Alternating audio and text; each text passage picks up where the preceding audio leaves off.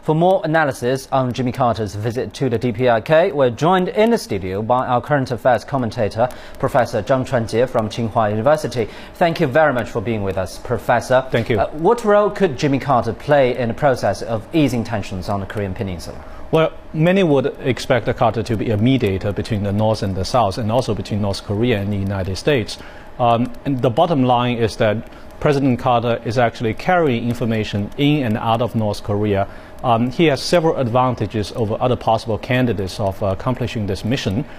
He's a very high-profile figure. He was the president of the United States. That made him, possible to meet with the paramount leader Kim Jong-il in North Korea, and he has had previous experience with the North Koreans. Actually, he helped hammering out the 1994 framework agreement, which by then was a very milestone agreement between the North Korea and the United States. And also he's not a U.S. government official right now. He doesn't have to speak the official lines, and that makes it possible for him, to give some brainstorming ideas to the North Korean leader, and then to pass the information out to let both the United States and South Korea to know what is the real position behind North Korea's regime.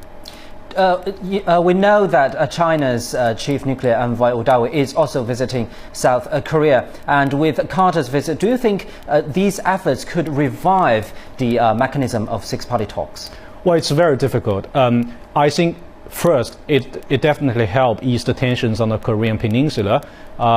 We will probably see more talks in the coming weeks or coming months between North Korea and the United States, and even between North Korea and South Korea. Actually, last month, North Korea sent some special envoys to Europe and meeting some former U.S. government officials, touching upon the topic of denuclearization.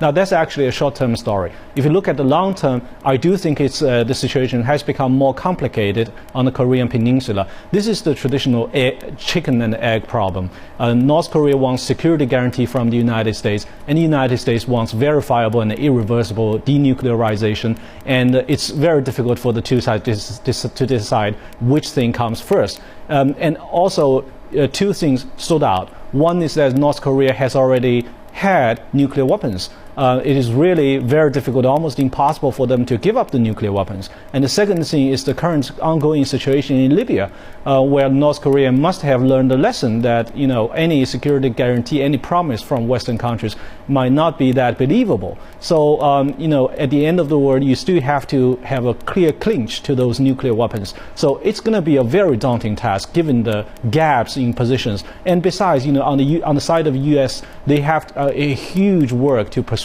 the South Koreans, the current Lee Myung-bak administration, to come back to the negotiation of a resumption of the six-party talks. So in the long term, I'm not really that optimistic. One more question. Do you think Carter's visit could also ease tensions between the DPRK and the United States? Well, that actually depends on how North Korea and South Korea, the prospects for the bilateral talks between the two sides.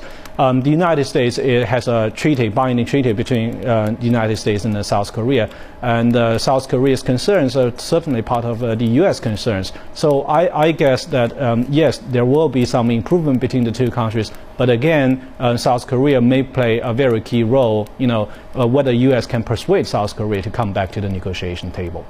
Thank you very much, Professor. Indeed, that was our current affairs commentator, Professor Zhang Chuanjie from Tsinghua University.